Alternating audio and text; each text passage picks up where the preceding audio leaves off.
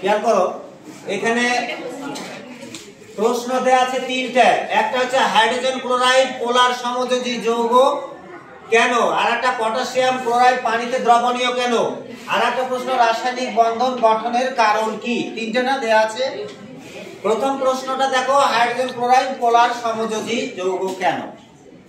এখন সমযোজী যৌগ আমরা কাকে বলবো?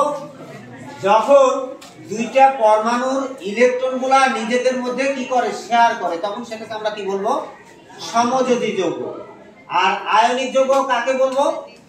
যে দুইটা পরমাণু একে অপরকে ইলেকট্রন আদান এবং ইলেকট্রন গ্রহণ, তাই না?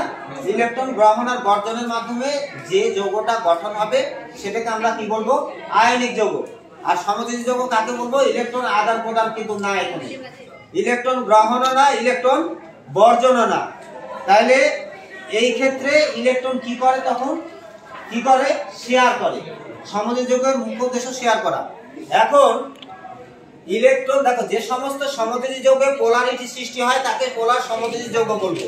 পোলারিটি মানে দুই প্রান্তের যে পোলারিটি, যেমন এই পানিকে ভাঙলে আমরা দুইটা অংশ পাই, তাই না? একটা হাইড্রোফিলিক অংশ আর একটা হাইড্রোফোবিক অংশ। এরকম দেখো, এখন এটা কিন্তু সমযোজী যৌগ, অথচ দেখো সমযোজী যৌগের হাইড্রোজেন আর ক্লোরিন ইলেকট্রন শেয়ারের মাধ্যমে কিন্তু HCl সমযোজী যৌগ গঠন করেছে, তাই না? এখন ইলেকট্রন যে শেয়ার করেছে, দেখো এর ভিতরে হাইড্রোজেনের চাইতে ক্লোরিনের তড়িৎ ঋণাত্মকতা কিন্তু সবচেয়ে বেশি, হাইড্রোজেন আর ক্লোরিনের দুইটার মধ্যে, তাই না? এখন ইলেকট্রন যে শেয়ার করতেছে, এই শেয়ারের মধ্যে দেখো ক্লোরিন তড়িৎ ঋণাত্মকতা একটা কারণে বেশি, যে যত আমরা বাম দিক থেকে ডান দিকে যাব ততই কি হবে, পরমাণুর আকার কি হবে, বৃদ্ধি পাবে। এর কারণটা কি?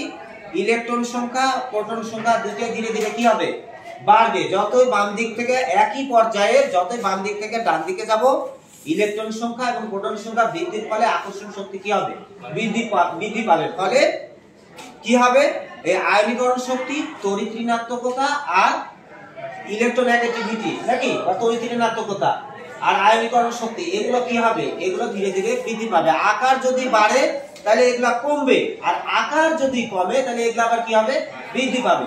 তো ক্লোরিন দেখো বাম দিক থেকে ধীরে ধীরে ডান দিকে যে 17 নম্বর গ্রুপে, তাই না? ক্লোরিন কয় নম্বর গ্রুপে আছে? 17 নম্বর গ্রুপে, হ্যালোজেন মৌল, নাকি? এখন বাম দিকে আছে হাইড্রোজেন, হাইড্রোজেনের চাইতে ক্লোরিনের কিন্তু ইলেকট্রোনেগেটিভিটি বা আয়নীকরণ শক্তি এগুলা কিন্তু কি হবে, বেশি হবে। তো যার কারণে সে তার কি করবে, ক্লোরিন পরমাণু তার শেয়ার কিন্তু ইলেকট্রন নিজের দিকে টেনে নেবে। যার তড়িৎ ঋণাত্মকতা বেশি থাকবে সে তার কেন্দ্রের দিকে কি করবে, ওই ইলেকট্রনগুলা টেনে নেওয়ার চেষ্টা করবে। এই কারণে ও যখন টেনে নেওয়ার চেষ্টা করবে, তো ইলেকট্রোনেগেটিভিটি যখন বেশি হবে বা তড়িৎ ঋণাত্মকতা যখন ক্লোরিনের বেশি হবে, তখন হাইড্রোজেনের আবার কি হবে, তড়িৎ ধনাত্মকতাটা আবার বেড়ে যাবে।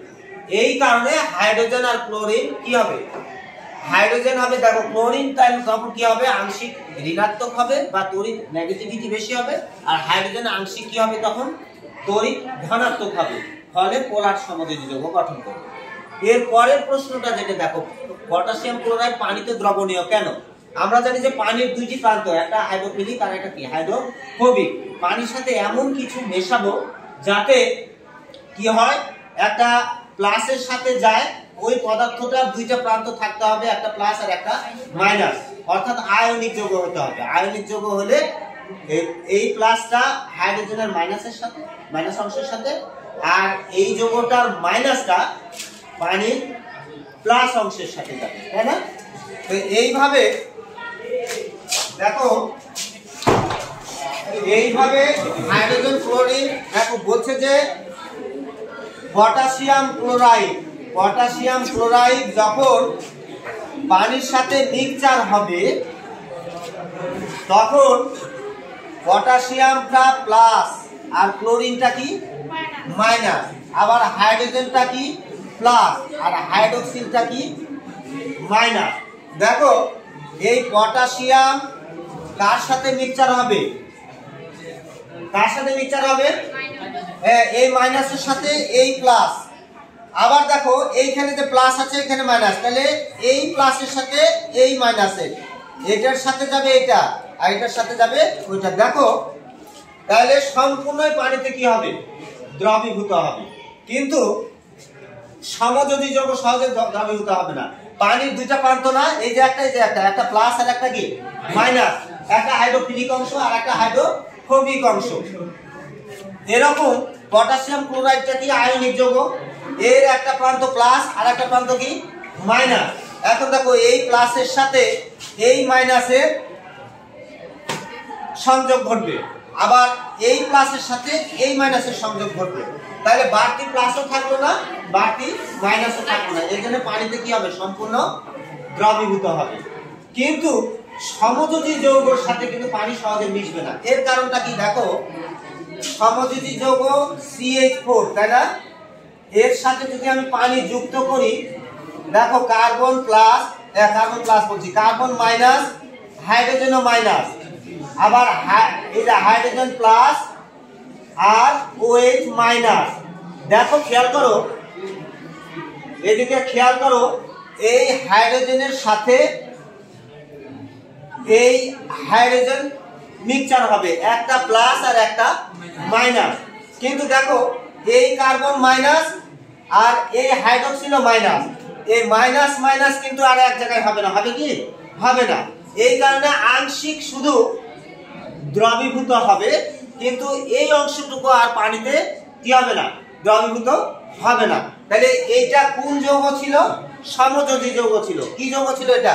সমযোজী যৌগ। সমযোজী যৌগ যে দুইটাই যে ঋণাত্মক থাকে, এই কারণে পানির সাথে সম্পূর্ণ মিশবে না, একটা অংশই শুধু মিশবে। এই দেখো এই অংশটুকু মিশলো, আর এই অংশ মাইনাসের সাথে মাইনাস মিশবে না। এই জন্য পানির সাথে পুরাপুরি কি হবে না? মিশ্রিত হবে না, বা পানির সাথে পানির মধ্যে এটা কি হবে না? দ্রবীভূত হবে না। তাহলে আমরা বলতে পারি যে সমযোজী যৌগ পানিতে সম্পূর্ণ দ্রবীভূত হবে না, আংশিক দ্রবীভূত হতে পারে। আর আয়নিক যৌগ কি পানির সাথে কি সম্পূর্ণ দ্রবীভূত হতে পারে। এটা প্লাসের সাথে ওটা মাইনাস, এই প্লাসের সাথে এটা মাইনাস, একবারে পুরোপুরি দ্রবীভূত হবে। এখন দুইটা প্রশ্ন শেষ হলো। এরপর তৃতীয় প্রশ্ন, যেটা তৃতীয় প্রশ্নটা হলো যে রাসায়নিক বন্ধন গঠনের কারণ কি? রাসায়নিক বন্ধন গঠনের কারণ, দেখো এইদিকে আসো, খেয়াল করো। রাসায়নিক বন্ধন গঠিত হয়, দেখো সোডিয়ামের প্লাস আর ক্লোরিনের কি মাইনাস মিলে কি তৈরি হবে? সোডিয়াম ক্লোরাইড, তাই না? এর বাড়তি যে ইলেকট্রন সেটা ত্যাগ করবে, আর ক্লোরিনের যে একটা ঘাটতি আছে ইলেকট্রন, সে কি করবে? গ্রহণ করবে, করে নিরপেক্ষ যৌগ গঠন করবে। তাইলে নিরপেক্ষ যৌগ গঠন করা বা একটা পরমাণুর স্থিতিশীলতা নিয়ে আসার লক্ষ্যে রাসায়নিক বন্ধন গঠিত হয়। তাহলে রাসায়নিক বন্ধন গঠনের মূল কারণটা কি? ইলেকট্রন সমূহের স্থিতিশীলতা নিয়ে আসা। নিষ্ক্রিয় গ্যাস যেমন বাড়তি ইলেকট্রনও নাই, ঘাটতি ইলেকট্রনও নাই। বাড়তি ইলেকট্রন যদি থাকতো নিষ্ক্রিয় গ্যাসে, সে কি করতো? ইলেকট্রন ত্যাগ করার চেষ্টা করতো। আবার যদি ঘাটতি ইলেকট্রন থাকতো, তাহলে অপরের কাছ থেকে সে আবার ইলেকট্রন কি করতো? নিত।